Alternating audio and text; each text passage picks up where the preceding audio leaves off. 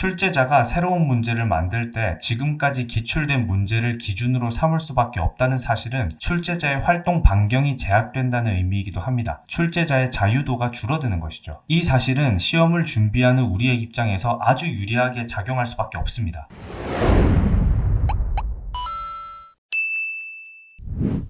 공부법 이야기, 오늘의 주제는 기출문제입니다. 합격 수기를 보면 다들 입을 한데 모아서 기출문제가 중요하다, 기출문제 꼭 봐야 한다 이렇게 강조를 하는데 왜 중요한지 잘 모르시는 분들이 많이 계십니다. 어디를 중점적으로 분석해야 되는지, 어떻게 봐야 되는지 감을 잘 못 잡고 계신 분들도 많을 거예요. 그래서 오늘은 이 부분에 대해서 이야기를 나눠볼까 합니다. 기출문제가 중요한 가장 대표적인 이유는 바로 출제자가 참고하는 가장 기본적인 자료이기 때문이에요. 이 사실은 여러분들이 절대로 잊어서는 안 됩니다. 여기서 여러가지 기출문제 활용 방법이 나오거든요. 그 방법들을 이번 영상에서 하나씩 차차 알려드리도록 하겠습니다. 다시 출제자 이야기로 돌아와서 여러분이 만약에 어떤 시험에 출제위원으로 선발되어 가지고 당장 문제를 만들어야 돼요. 그러면 뭐부터 보실 것 같으세요? 당연히 지금까지는 어떻게 출제됐는지, 유형은 어떤지, 내용은 어떤 것을 주로 물어봤는지, 깊이는 어느 정도 수준을 요구했는지 이런 것들을 참고하지 않을까요? 혹시 이렇게 의문을 가지시는 분 계신가요? 왜 출제자는 그런 것들을 신경 써야 될까? 그냥 자기 마음대로 평소에 물어보고 싶었던 것을 지금까지 물어보지 않았던 방식으로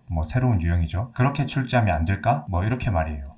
이런 의문을 갖는 분은 거의 없을 겁니다. 당연히 그렇게 하면 안 된다는 것을 우리는 알고 있어요. 그렇게 출제했다가는 후폭풍이 엄청날 겁니다. 수험생들의 항의도 엄청날 거고요. 앞으로의 시험 준비 방향에 엄청난 혼란을 가져올 겁니다. 그래서 사소하게 유형 하나 바꿀 때도 사전에 공지를 해야 돼요. 임용시험도 교육학 과목이 객관식에서 논술형으로 바뀔 때 이런 식으로 나올 겁니다 하고 이렇게 샘플을 공개를 했었고, 가장 최근에는 기입형 문항을 줄이고 논술형 문항을 삭제하고 서술형 문제 개수를 늘린다고 했을 때 공지를 정말 수차례 했죠. 이렇게까지 변화에 두려워할 수밖에 없는 이유는 시험을 운영하는 입장에서 가장 중요한 게 바로 공정성과 안정성이기 때문입니다. 그리고 공정성과 안정성이 생기려면 신뢰도와 타당도가 확보가 되어야 되죠. 갑자기 생긴 변화에 누군가는 유리해지고 누군가는 불리해지는 상황이 발생해서는 안 되잖아요. 출제자는 이러한 상황을 최소화하기 위해서 최선을 다할 겁니다. 자, 이렇게 출제자가 기출문제를 참고할 수밖에 없는 이유를 알고 나면 우리는 이것을 역으로 활용할 수가 있습니다. 당연히 우리에게 유리한 전략을 세우는 거죠. 그 첫 번째는 바로 공부 강도를 설정할 수 있다는 겁니다. 출제자가 새로운 문제를 만들 때 지금까지 기출된 문제를 기준으로 삼을 수밖에 없다는 사실은 출제자의 활동 반경이 제약된다는 의미이기도 합니다. 출제자의 자유도가 줄어드는 것이죠. 이 사실은 시험을 준비하는 우리의 입장에서 아주 유리하게 작용할 수밖에 없습니다. 지금까지 기출된 문제를 보면서 역으로 어느 정도 넓이를, 어느 정도 깊이까지 공부를 해야 되는지 감을 잡을 수가 있기 때문이에요. 이게 바로 공부 강도를 설정하는 거죠. 이렇게 적절한 공부 강도를 미리 생각해 놓지 않으면 대부분의 수험생은 불안한 마음에 공부 강도를 너무 높게 설정해버리는 실수를 범하게 됩니다. 불합격에 대한 두려움은 사람을 보수적으로 만들거든요. 그래서 두꺼운 전공서적을 외우려고 하고 영어로 쓰인 원서책부터 처음부터 끝까지 완독하고 문제를 풀려고 합니다. 이렇게 두꺼운 책을 보고 어려운 책을 다 봤다고 생각하는 거에서부터 안정감을 얻기 때문이에요. 그렇지만 사실은 전공서적에 들어있는 내용은 시험에서 요구하는 수준보다 훨씬 높다는 것을 잊으시면 안 돼요. 우리는 한 과목만 공부를 하는 것이 아니기 때문에 강도를 너무 강하게 설정해버리면 다른 과목을 공부할 시간적 여유가 사라지고 전체적인 밸런스가 무너지게 됩니다. 강도를 조금 약하게 해서 적당한 깊이로 조금 넓게 공부하는 게 중요하죠. 너무 좁고 깊게 공부하는 수험생들은 일반적으로 엄청 성실하고 열심히 한다는 특징이 있어요. 이런 분들은 만약 시험에서 원하지 않은 결과를 얻으면 더 큰 좌절을 느끼기 마련입니다. 주변 사람 입장에서도 그런 분들의 좌절을 보고 있으면 정말 마음이 아프죠. 그래서 저는 특히 이런 분들, 조금 소심하면서 성실하지만 방법은 잘 모른 채 열심히만 하는 이런 분들에게 공부 강도에 대해서 조금 강조를 많이 하는 편입니다. 그래서 공부 강도, 즉 얼마나 깊게, 얼마나 넓게에 해당하는 질문의 답을 스스로 찾아야 되는데 그 힌트가 바로 기출문제에 있는 것이죠. 그래서 기출문제를 보고 여기까지의 지식은 요구하지 않는구나, 어느 정도 이상의 수준, 어느 정도 이상의 깊이는 요구하지 않는구나, 이 부분을 캐치하셔야 돼요. 그러면 이런 궁금증을 가질 수 있을 겁니다. 합니다. 출제자가 기출문제에서만 낸다면 전혀 새로운 것은 나올 수 없을까? 기출문제로만 범위가 한정된다면 시간이 많이 흘러서 더 이상 낼 게 없어진다면 어떻게 될까? 컨텐츠 고갈이겠죠. 여기에 답하기 위해서는 출제자의 범위 설정 방식, 그러니까 출제자가 어떻게 출제 영역을 설정할까? 이 부분을 이해하고 있어야 됩니다. 그러니까 기출문제를 분석할 때 A가 나왔다고 해서 그 범위를 100% 그대로 받아들이면 안 됩니다. 특정한 카테고리 안에서 A에 대한 내용이 출제가 된 거죠. 그러니까 사과가 출제되었다고 해서 사과만 공부해서 되는 것이 아니라 바나나도 공부하고 포도도 공부하고 복숭아도 공부해야 됩니다. 왜냐하면 출제자는 단순히 사과가 아니라 과일을 출제 영역으로 설정한 것이거든요. 그래서 우리는 사과가 출제되었다는 사실을 보고 과일이 시험 범위라는 사실을 알아내야 됩니다. 그래서 시험에서 묻는 게 만약에 A라면 출제 범위는 사실 알파벳이죠. 여러분이 공부를 해야 되는 것은 알파벳인 겁니다. 이 부분을 알지 못하면 올해 바나나가 출제되었을 때 완전 생뚱맞은 것이 나왔다고 생각을 하겠죠. 아니 지금까지 바나나가 나온 적이 없는데 이게 갑자기 왜 나와? 이렇게 할 겁니다. 왜 나왔긴요? 작년에 사과가 나왔었잖아요. 그리고 그 출제자는 사과를 보고 바나나 문제를 낸 것이고요. 그러니까 우리가 시험 문제로서 마주하는 내용들은 빙산의 일각입니다. 따라서 우리는 그 빙산 전체를 시험 범위로 설정을 하고 공부를 해야 되죠. 그런데 그 빙산도 만약에 다 출제되고 더 이상 낼 게 없으면 어떻게 될까요? 다른 빙산으로 옮겨가야 합니다. 그럴 때 시험 문제 제시문에서 다른 빙산의 존재가 살짝 언급되는 현상이 나타나기도 합니다. 저는 이런 부분을 더미라고 불렀는데요. 영어과 임용 제시문에 종종 등장하곤 했습니다. 이런 더미는 현재 시점에서는 정답과 관련이 없지만 향후에는 이 부분이 출제될 수도 있다는 점을 넌지시 알려준다는 점에서 복선이 된다고도 생각을 했습니다. 혹시 여기서 임용을 준비하시는 분이 계시다면 이 영상을 참고해주세요. 영어과 문제를 예시로 들기는 했지만 더미가 어떻게 이후 실제 시험 문제에서 출제되었는지 힌트를 얻으실 수 있을 겁니다. 다시 더미 얘기로 돌아와서 예시를 한번 들어볼게요. 과일은 채소와 달리 식물의 꽃이 핀 부분에서 열매로 발달해 씨앗을 포함하고 있다 라는 제시문이 주어졌습니다. 그리고 시험 문제는 기억에 해당하는 예시를 2가지 제시하라 이렇게 나왔다고 할게요. 이 문제를 풀기 위해서 공부해야 되는 내용은 이 과일에 대한 지식입니다. 어떤 것이 과일이라는 카테고리에 속하는지를 알고 있어야 되죠. 이뿐만 아니라 제시문에 식물의 꽃이 핀 부분에서 열매로 발달해 씨앗을 포함하고 있다 라는 진술이 나와 있습니다. 이 진술도 역시 과일에 대한 진술이죠. 그러니까 제시문의 내용도 과일, 문제에서 요구하는 것도 과일인데 생뚱맞은 것이 하나 언급되어 있습니다. 바로 이 채소죠. 아마 실제 시험장에서 이 문제를 풀 때는 채소가 언급된 줄도 몰랐을 겁니다. 그러니까 여기서 굳이 채소와 달리 라는 말을 쓸 필요가 있었을까요? 채소라는 단어가 언급되지 않아도 문제를 푸는데 전혀 지장이 없는데도 말이에요. 오히려 채소와 달리라는 말이 괜히 끼어들어서 문제가 깔끔하지 않고 군더더기가 생긴 느낌이 듭니다. 약간 TMI 같은 거죠.